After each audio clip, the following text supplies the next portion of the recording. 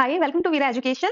In this session, we are going to learn about antibodies. Antibodies are the immunoglobulins and these are the proteins which are produced in our body, right? So, see, these are proteins and these are immunoglobulins. Okay, so this thing you are going to remember.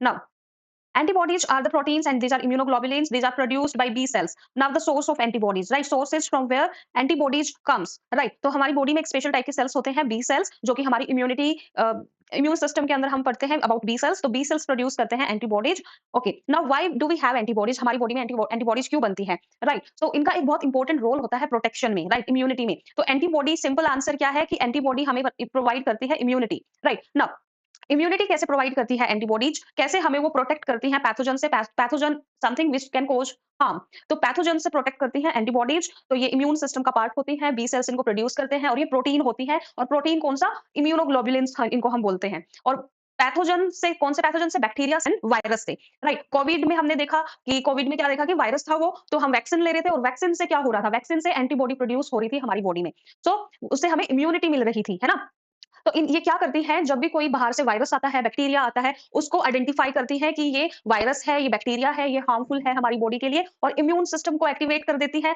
और उस bacteria को virus को खत्म कर देती है neutralise कर देती हैं सो ऐसे ये फंक्शन करती है हमें प्रोटेक्शन प्रोवाइड करने में ये हमारे इम्यून सिस्टम का पार्ट होती है बी सेल्स इनको प्रोड्यूस करते हैं right so this is about antibodies now अब अगर हम स्ट्रक्चर देखें एंटीबॉडीज का कि एंटीबॉडीज दिखती कैसी हैं तो सबसे पहले इनकी जो शेप होती है वो वाई शेप होती है राइट देखो ये डायग्राम में this is a diagram of antibody ऐसी हमें दिखती है एंटीबॉडी ये इसका स्ट्रक्चर है राइट अब इसके स्ट्रक्चर में आप देख रहे होंगे कि यहाँ पे चेन्स बनी हुई है 4 चेन्स हमें दिखाई दे रही है तो इसमें से 2 हैवी चेन्स होती है और 2 लाइट चेन्स होती है so we have here 2 heavy chains and 2 light chains जो 2 हैवी चेन्स होती हैं they are shown by this colour dark blue and the light chains are shown by here this white colour grey colour okay now अब इतना याद हो गया कि 4 chains होंगी 2 हैवी चेन्स होंगी 2 लाइट चेन्स होंगी so total we have 4 chains in antibody now अब यहाँ पे 2 टाइप के रीजन होते हैं एक वेरिएबल रीजन होता है जो कि एंटीबॉडी टू एंटीबॉडी वेरी करेगा right so this is variable region this region is variable region this is also variable region okay और जो ये वाला रीजन होता है जो रेस्ट जो रीजन ये वाला जो रीजन है ये जो बाकी बच गया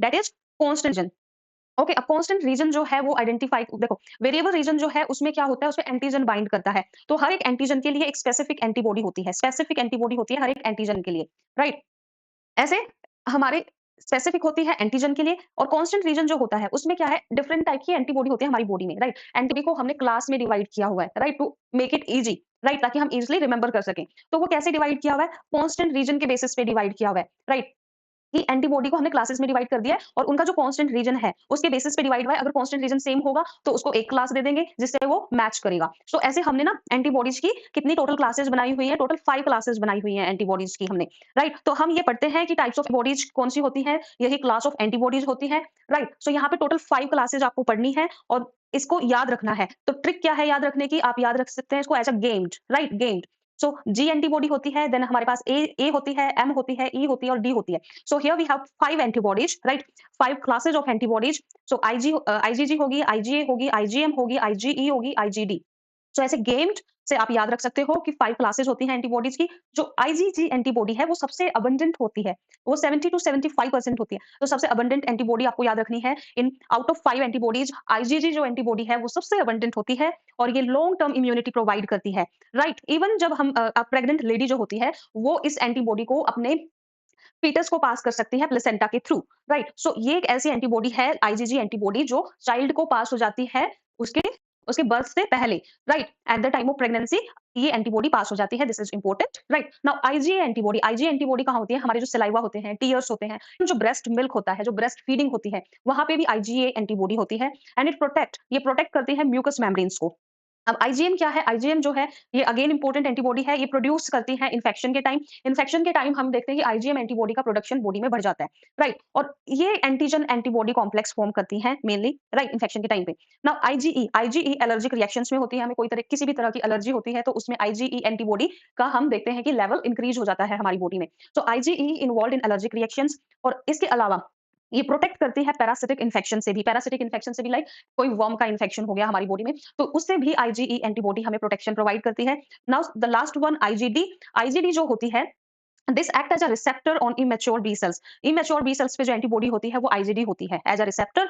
यहाँ पे आप ये डायग्राम देख लो, आईजीजी एंटीबॉडी ऐसी दिखती है, आईजीएम देखो ये इसकी कन्फर्मेशन बाकी सबसे अलग होती है। यहाँ पे 1 2 3 4 5 पेंटामर होती है ये। Then we have IgA, IgA भी बाइवेलेंट होती है, यहाँ पे भी है इसकी और यहाँ पे भी है। देन आईजीडी हो गया, आईजीई हो गया। These are the structures of antibodies. Okay, now functions of antibody. Antibody के क्या फंक्शन होते हैं कि ये प्रोटेक्शन प्रोवाइड करती है, राइट। अब ये प्रोटेक्शन कैसे प्रोवाइड करती है? तो सबसे पहले ये न्यूट्रलाइजेशन कर देगी, जो पैथोजन है, जो बैक्टीरिया है, वायरस है, उसको न्यूट्रलाइज कर देगी, उसकी एक्टिविटी को ब्लॉक कर देगी। दूसरा है ऑप्सोनाइजेशन, ये क्या करेगी? पैथोजन की फेगोसाइटोसिस करा देगी, राइट। और फेगोसाइटोसिस देखो एंटीबॉडी खुद नहीं कर सकती, लेकिन वो करवा सकती है। फेगोसाइटोसिस स्पेशल टाइप के सेल्स करते हैं जिनको हम बोलते हैं मैक्रोफाज। तो ये सेल्स फेगोसाइटोसिस करते हैं पैथोजेंस की, बैक्टीरिया की, वायरस की, राइट। तो अब क्या करेगी? एंटीबॉडी बता देगी मैक्रोफाजेस की कि बॉडी में बैक्टीरिया वायरस एंटर कर गए हैं और उनकी हमें फेगोसाइटोसिस करवानी है, तो यू हैव टू फेगोसाइटोज। तो एंटीबॉडी ये इन्फॉर्मेशन मैक्रोफाज को दे देती है, राइट। देखो यहाँ पे ये एंटीबॉडी है, एक तरफ से ये एंटीजन से अटैच है, दूसरी तरफ ये मैक्रोफाज से अटैच है। तो इस तरह ये इसको यहाँ पे इन्फॉर्मेशन पाती है कि यहाँ पे एक एंटीजन है, उसको आप ईट कर लो, उसको खत्म कर दो। तो फेगोसाइटोज कर दो मीन्स उसको किल कर दो। तो यहाँ पे ये एंटीबॉडी इस एंटीजन का फेगोसाइटोसिस करवा देती है। इस प्रोसेस को बोलते हैं मैक्रो ऑप्सोनाइजेशन।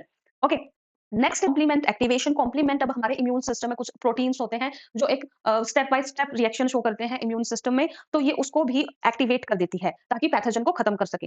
नाउ हम एंटीबॉडीज बनती कैसे हैं, right? How antibodies are made. Antibodies कैसे बनती है? सबसे पहले एंटीजन रिकॉग्निशन होता है, सबसे पहले एंटीजन को पहचाना जाता है कि कौन सा एंटीजन है।